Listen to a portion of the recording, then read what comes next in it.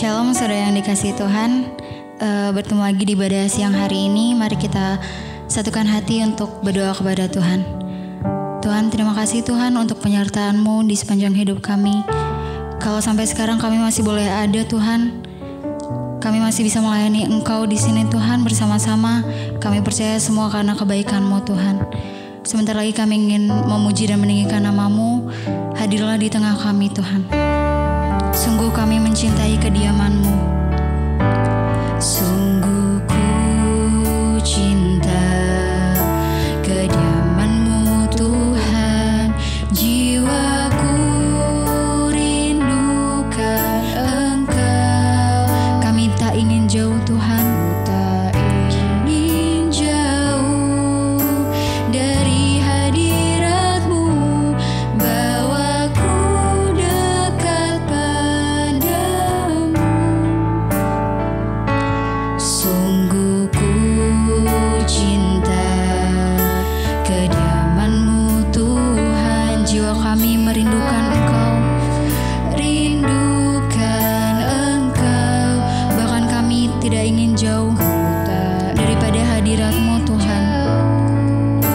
Dari hadirat-Mu bawaku dekat padamu. Ku tinggikan,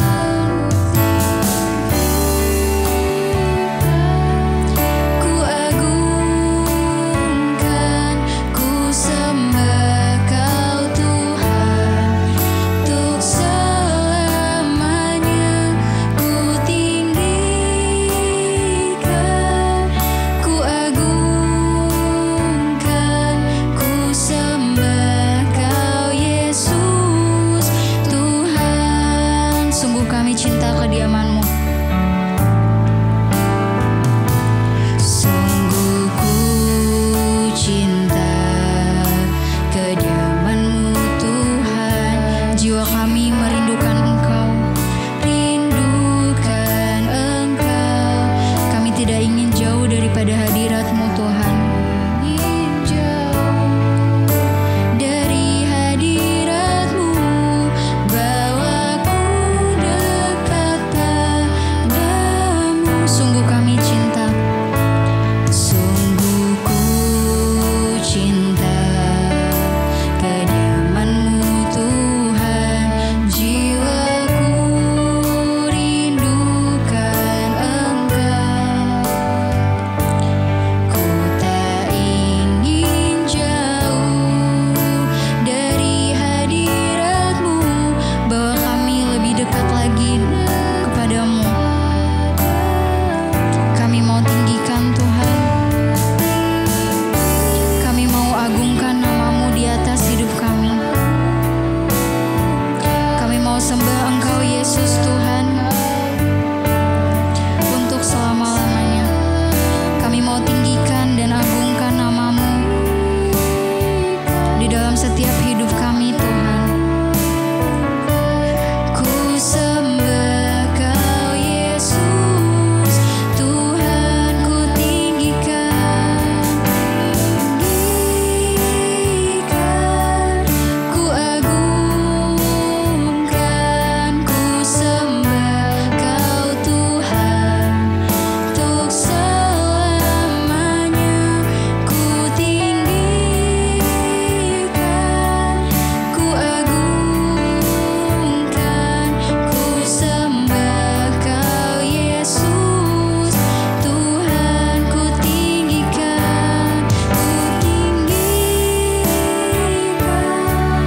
ku agungkan, ku sembah Kau Tuhan. Untuk selamanya ku tinggikan, ku agungkan, ku sembah Kau Yesus Tuhan.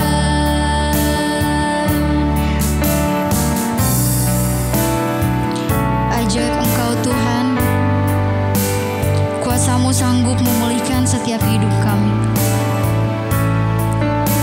Kita naikkan penyembahan ini sama-sama.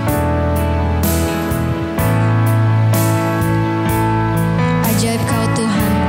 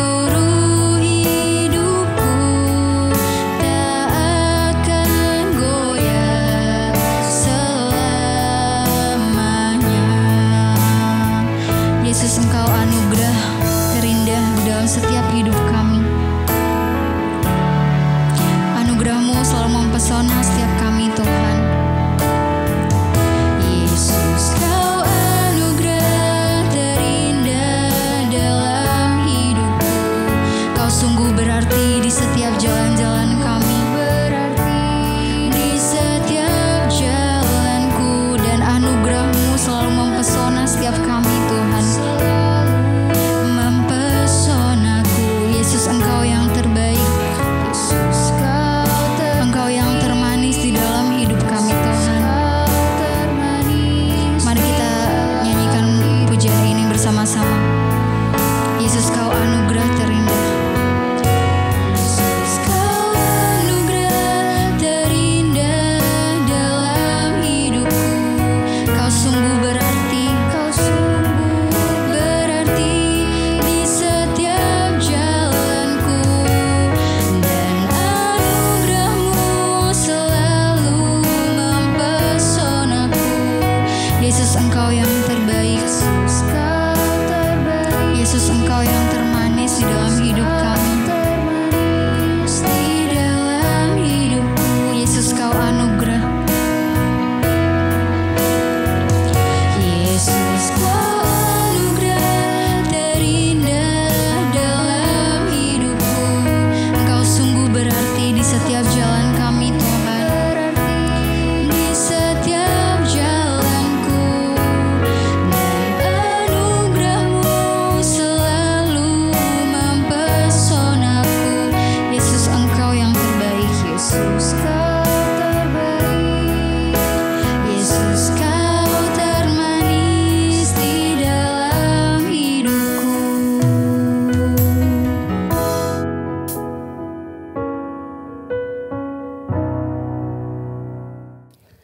Terima kasih Tuhan, kami mengucap syukur buat siang hari ini kami boleh bersama-sama kembali beribadah lewat ibadah online. Kami percaya Tuhan kuasa-Mu selalu sama. Sekalipun kami mengikutinya lewat online, tapi kami tahu dan percaya jamahan Tuhan, kuasa Tuhan, kasih Tuhan itu tetap terjadi di dalam hidup kami. Bapa, urapi setiap kami, urapi hamba-Mu yang tidak ada apa-apanya, sampaikan isi hati-Mu bagi kami. Di dalam nama Tuhan kami Yesus Kristus, kami buka hati bagi firman-Mu. Haleluya. Amin, amin, amin. Iya, shalom saudara, selamat siang. Kita boleh berjumpa kembali di hari ini. Saya percaya saudara itu semua karena anugerah Tuhan. Ya, dan kita juga tahu dan percaya bahwa Dia Tuhan yang tidak pernah meninggalkan kita dalam segala keadaan. Masih sama, tahun ini adalah tahun kemenangan. Ya, saya berdoa supaya kita semua melihat kemenangan demi kemenangan yang Tuhan janjikan untuk kita raih di tahun ini. Ya, namun saudara, untuk meraih kemenangan di tahun yang sulit, di masa yang sukar, itu tidaklah mudah. Namun ketika kita mau sungguh-sungguh percaya, ketika kita mau sungguh-sungguh berharap, maka Dia Tuhan yang dapat melakukan semua janjinya di dalam hidup kita. Bagian kita hanyalah ya bagaimana kita terus hidup dalam perkenanan Tuhan dan melakukan apa yang Tuhan mau dalam hidup kita. Nah saudara, hari ini saya ingin kita sama-sama belajar dari firman Tuhan saudara.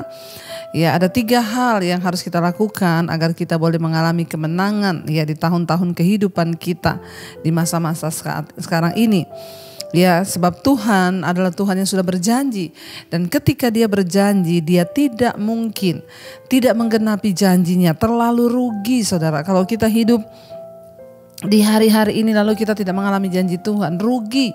Mari kita mengalami janji Tuhan itu dalam keluarga, pemulihan rumah tangga, pemulihan keluarga, dalam pekerjaan, di dalam perjuangan melawan sakit penyakit. Tuhan mau saudara kita mengalami janjinya. Ya, dan saya akan sampaikan hari ini saudara, ada 3 hal yang harus kita lakukan untuk kita boleh memperoleh kemenangan saudara. Mari kita buka bersama Roma pasal 12 ayat yang ke-12. Firman Tuhan berkata di sana begini. Bersukacitalah dalam pengharapan, sabarlah dalam kesesakan, dan bertekunlah di dalam doa. Apa yang harus kita lakukan hari-hari ini agar kita boleh memiliki kemenangan di dalam Tuhan? Yang pertama di sana dikatakan bersukacitalah dalam pengharapan. Ya, kita harus bersukacita di dalam pengharapan. Saudara, iya, namanya kita suruh bersukacita dalam pengharapan itu tidak mudah. Ya, kenapa? Karena siapa bilang hidup ini mudah saudara? Hidup ini tidak mudah, hidup ini berat, hidup ini adalah sebuah perjuangan. Bahkan hidup ini penuh dengan kesulitan saudara ya.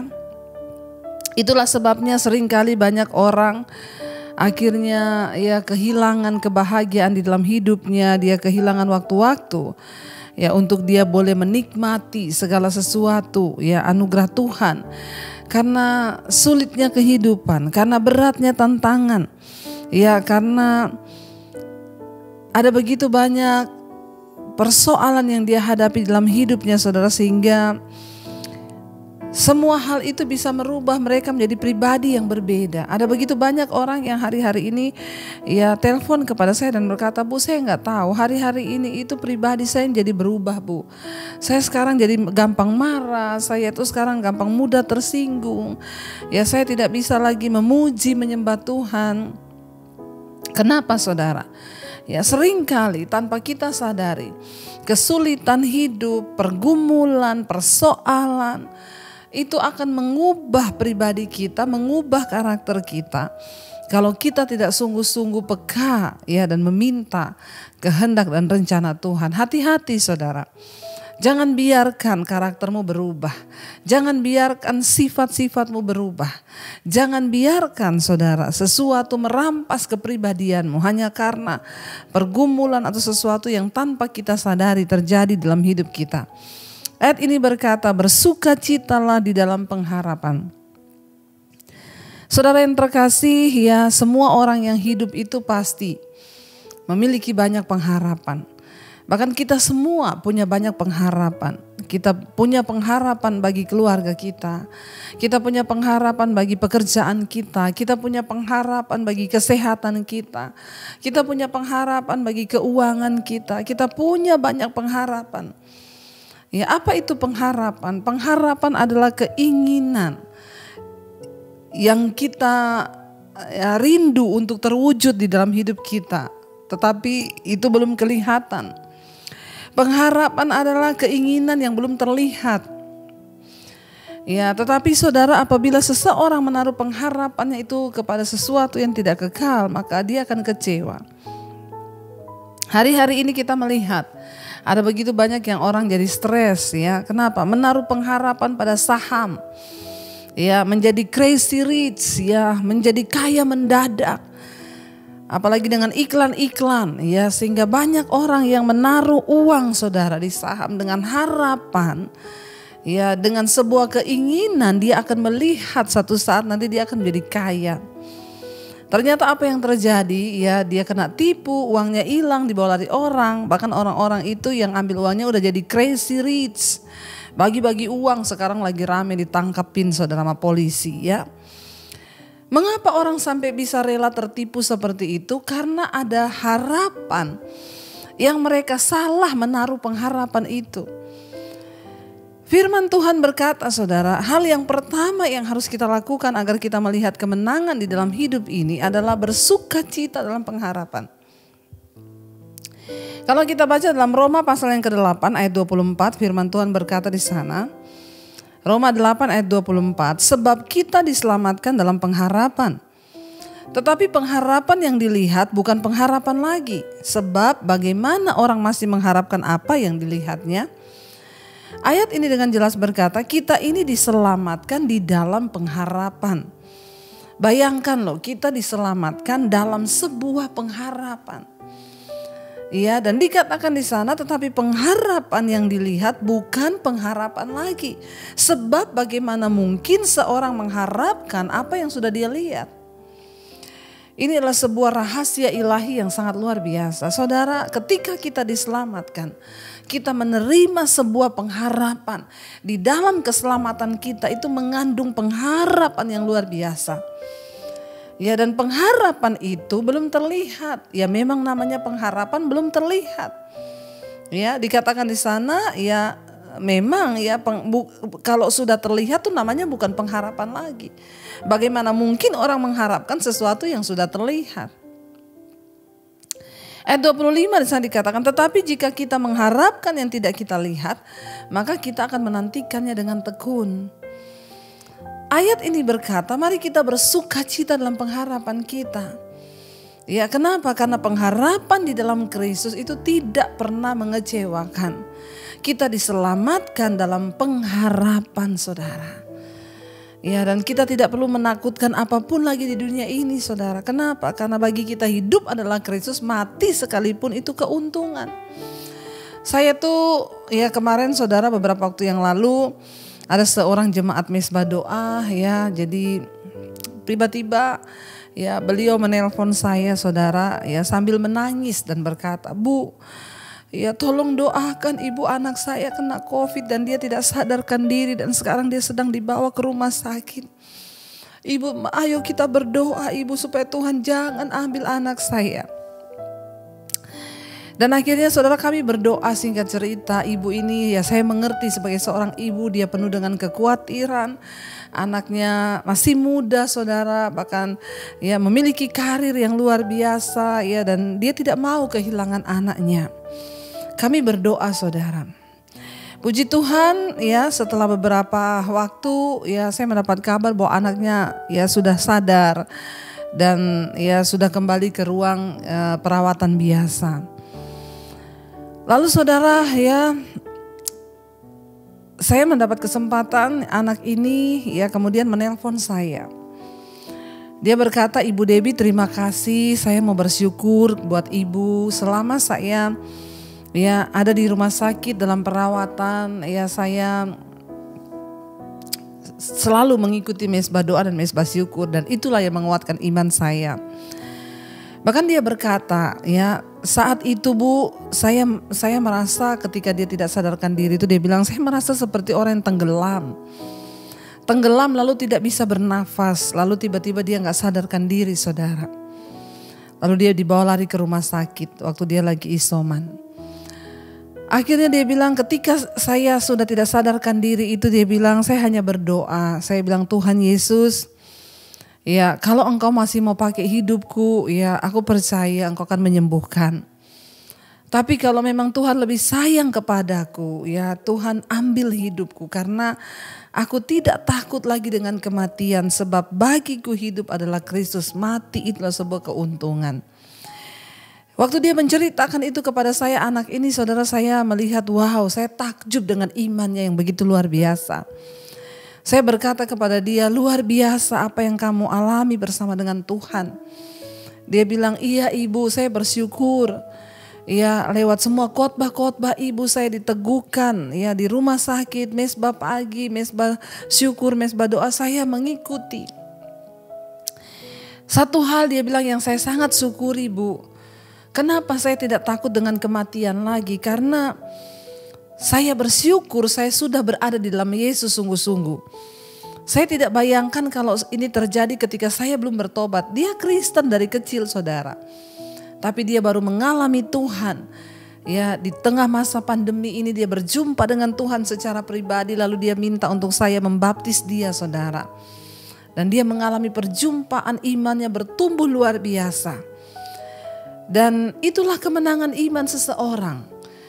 Ya bahkan ketika mamanya menelpon saya, mamanya juga menceritakan hal yang sama. Dia bilang, "Ibu, masa anak saya berkata waktu dia lagi dalam keadaan tidak sadar, dia berserah kepada Tuhan. Dia bilang, Tuhan, kalau Tuhan lebih sayang kepadaku, Tuhan mau ambil aku, Tuhan ambil, aku sudah siap," kata mamanya. "Ya jangan gitu ya, karena saya masih berharap anak saya ini tidak dipanggil Tuhan." Tapi saya berkata, "Ibu, anak ibu imannya luar biasa." Ibunya juga berkata, "Iya Bu, luar biasa anak saya ini imannya."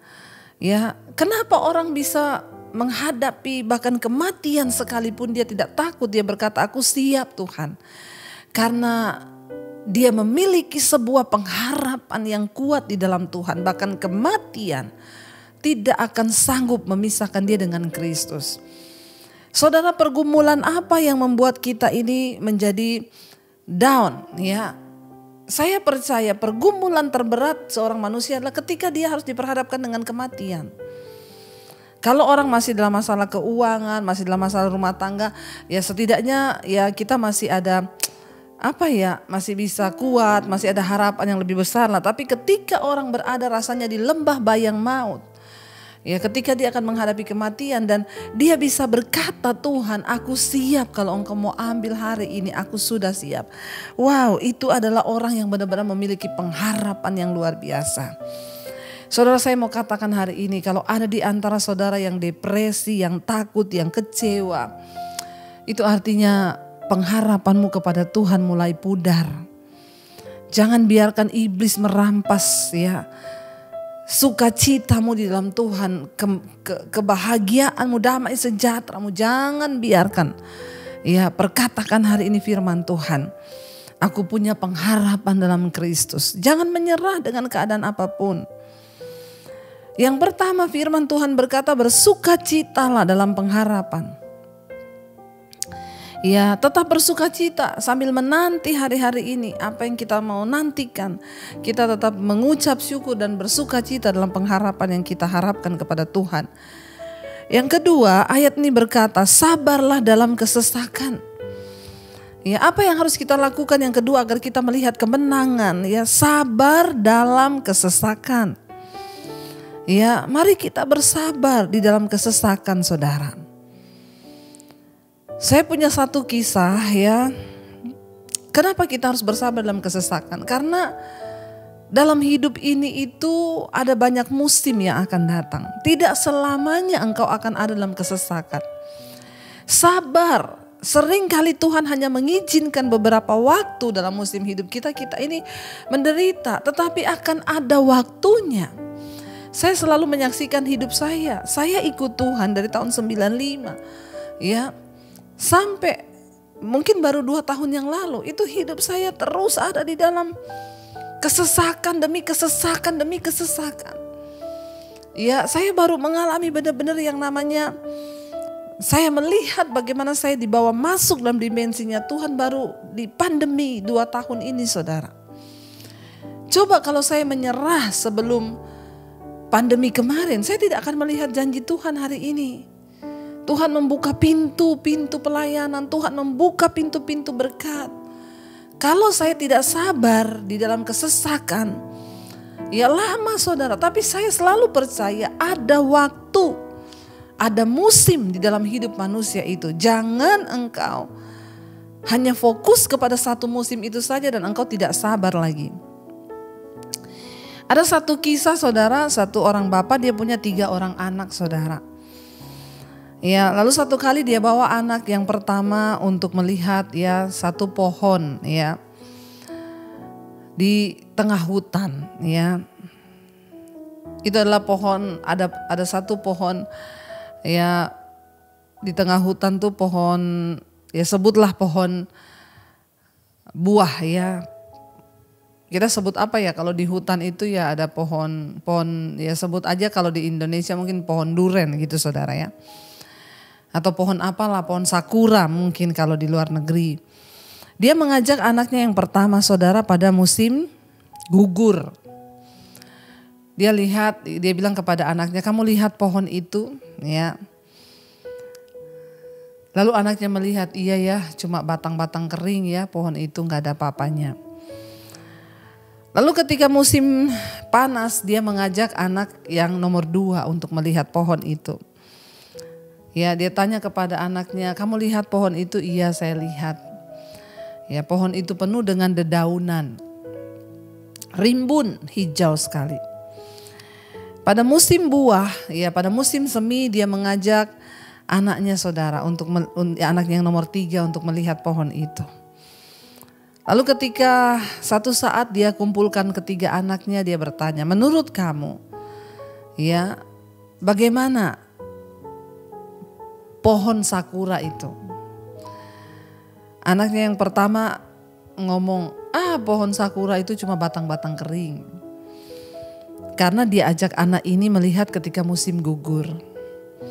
Lalu anak yang kedua ditanya, menurut kamu bunga pohon sakura itu seperti apa? Penuh dengan daun-daun. Lalu anak yang ketiga ketika ditanya, menurut kamu pohon sakura itu apa?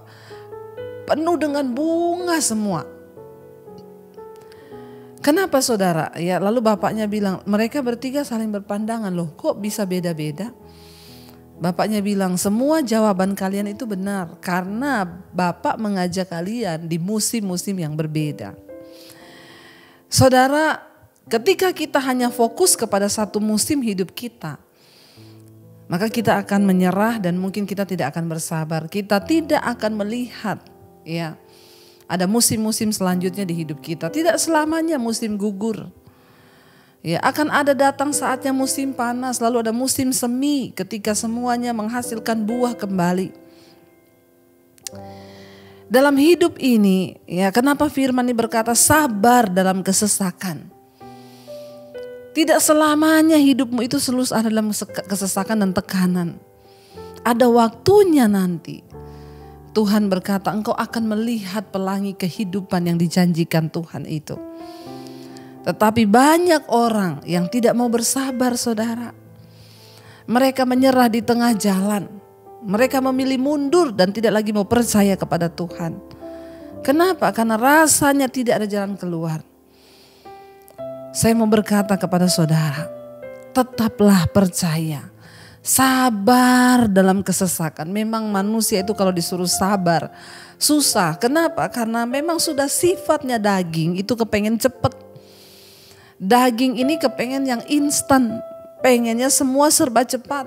Hari ini kita dalam masalah, kita ingin besoknya sudah dijawab Tuhan. Tapi kan semua enggak seperti itu, ada masanya dalam hidup ini. Semua ada musimnya. Tapi mari kita percaya yang membuat musim gugur itu Tuhan, yang membuat musim semi itu Tuhan, yang membuat musim panas itu juga Tuhan. Dan pohon itu gak pernah protes ya, Tuhan aduh kok gugur lagi sih. Saudara bisa bayangkan kalau pohon itu protes, wah musim gugur lagi, udah habis deh daun saya gak mau musim gugur, gak bisa. Ini adalah sebuah siklus kehidupan. Demikian juga di dalam roda kehidupan manusia. Ya, kita ini akan berganti musim dalam hidup kita. Ada kalanya kita menangis, ada kalanya kita tertawa. Itu sudah sebuah rangkaian, itu tandanya engkau masih hidup. Selama kita masih hidup, ya akan datang silih berganti musim itu. Mari kita belajar dari pohon itu, dia gak pernah protes. Wah musim gugur lagi, wah musim panas lagi, ya musim semi lagi. Ketika musim gugur ya pohon itu terlihat bagi sebagian orang yang gak suka ya jelek, cuma ranting-ranting kering. Tapi bagi orang yang suka dengan ranting kering, dia akan melihat wow keren banget ya cuma ranting-ranting kering. Termasuk saya pun, saya sangat menyukai pohon yang kering. Untuk foto-foto tuh bagus saudara, dia punya nilai tersendiri. Ya, tapi ada sebagian orang yang menyukai pohon yang berbunga. Ya, pohon yang juga kering. Jadi saudara, Tuhan itu punya cara pandang masing-masing terhadap hidup kita. Tapi ingat setiap musim dalam hidup kita tuh Tuhan yang izinkan. Pastikan kita tetap sabar supaya engkau menjadi indah di dalam setiap musim hidupmu. Biar Tuhan memandang kita ini indah. Waktu kita sabar, ingat tidak selamanya hidup ini dalam air mata dan penderitaan. Ada waktu Tuhan untuk mengeluarkan engkau dari proses hidupmu. Yang ketiga saudara, firman Tuhan berkata di sana, dan bertekun di dalam doa. Bersukacitalah dalam pengharapan, sabarlah dalam kesesakan, dan bertekun dalam doa. Kita disuruh bertekun di dalam doa. Doa artinya duduk omong-omong dengan Allah. Itu doa, duduk omong dengan Allah. Bukan duduk omong dengan manusia, bukan duduk omong sama pendeta, bukan duduk omong sama hamba Tuhan. Duduk omong dengan Allah saudara. Sampaikan semua hidupmu kepada Tuhan.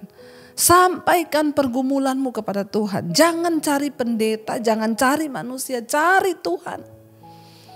Waktu kita mencari Tuhan, maka kita menemukan mujizatnya, kita menemukan pertolongannya. Tuhan mencari orang yang bertekun. Semua yang kita lakukan tanpa ketekunan tidak akan ada artinya. Tapi kalau kita mau bertekun saudara, maka Tuhan melihat ketekunan kita. Bertekun saudara. Amsal 8 ayat 17 berkata begini. Aku mengasihi orang yang mengasihi aku. Dan orang yang tekun mencari aku akan mendapatkan aku. Wow. Ya, aku mengasihi orang yang mengasihi aku. Dan orang yang bertekun mencari aku akan mendapatkan aku. Ini Amsal yang berkata tentang hikmat saudara. Hikmat adalah pengertian dari Tuhan. Sama dengan ketika kita sungguh-sungguh mencari Tuhan, maka kita akan mendapatkan Tuhan.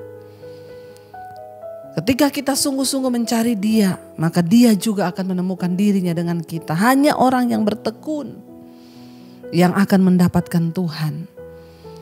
Jangan pernah tinggalkan Tuhan.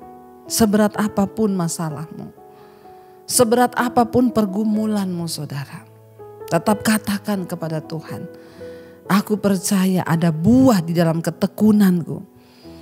Kalau kita lihat Yakobus 1 ayat 4 di sana dikatakan, Yakobus 1 ayat 4, dan biarkanlah ketekunan itu memperoleh buah yang matang, supaya kamu menjadi sempurna dan utuh dan tak kekurangan suatu apapun. Biarkanlah ketekunan itu memperoleh buah yang matang. Ketekunan itu akan menghasilkan buah. Jangan main-main dengan ketekunan. Kenapa? Karena ketekunan akan menghasilkan buah. Biarkanlah ketekunan itu memperoleh buah yang matang, supaya kamu menjadi sempurna dan utuh dan tak kekurangan suatu apapun. Ternyata orang yang tekun akan kemudian memiliki apa yang Tuhan janjikan.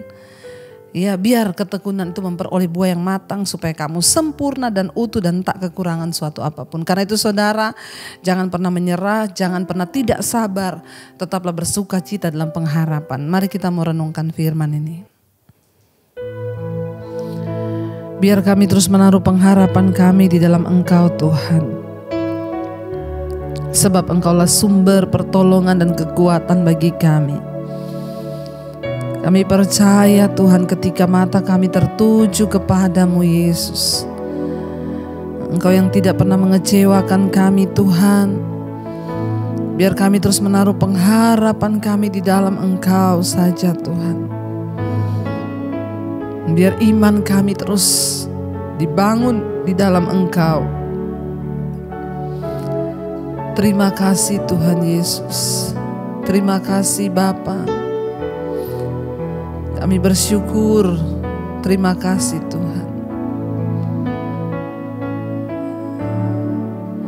Ku pandang wajah-Mu dan berseru, pertolonganku datang dari-Mu.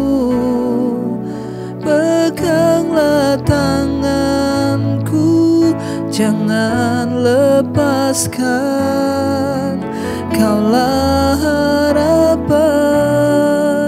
Lebih lagi katakan, ku pandang wajah-Mu,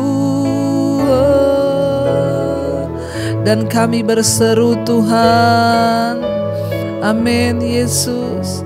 Pertolonganku datang dari-Mu. Peganglah tangan kami Tuhan, jangan pernah lepaskan, Kaulah harapan dalam hidupku. Kaulah harapan dalam hidup kami Tuhan. Takkan pernah menyerah, takkan pernah berhenti. Kami berharap padamu, Tuhan yang hidup. Ajar kami terus menaruh pengharapan kami di dalam Engkau. Kami mau bersuka cita dalam pengharapan, sabar dalam kesesakan, dan terus bertekun di dalam doa. Sebab kami percaya hanya orang-orang yang tekun mencari Tuhan yang akan menemukan Tuhan. Bapa, terus kuatkan hati dan iman setiap anak-anak-Mu yang terus berharap kepadamu. Kami percaya tahun ini menjadi tahun kemenangan bagi kami. Kami tidak ingin iblis merampas sukacita dan damai sejahtera kami. Kami tidak ingin iblis membutakan pengharapan kami. Sebab pengharapan kami di dalam Kristus adalah pengharapan yang teguh Tuhan. Kami percaya Tuhan tidak pernah meninggalkan kami. Kami percaya Tuhan yang pegang tangan kami. Ketika kami bersabar Tuhan di dalam tekanan hidup kami, Kami tahu Tuhan turut bekerja mendatangkan kebaikan. Karena itu hari ini saudara, engkau yang merasa lemah, engkau yang merasa tidak berdaya, engkau yang terus diintimidasi oleh iblis, bangun, bangkit, perkatakan, aku punya pengharapan yang besar di dalam Tuhan. Aku tidak mau iblis menipuku. Katakan, segala roh-roh ketakutan, intimidasi, roh-roh kekhawatiran kami tolak, patahkan, hancurkan. Kami tidak mau menyerah, sebab kami punya Tuhan yang besar. Berkati setiap umat-Mu Bapa, sembuhkan yang sakit, bebaskan yang terikat dengan roh ketakutan, kecemasan, kekhawatiran. Bahkan beri jalan keluar bagi setiap mereka yang sedang ada dalam pergumulan yang berat. Beri kekuatan untuk terus bertahan. Karena tidak selamanya Tuhan kami ada dalam tekanan. Musim terus berganti.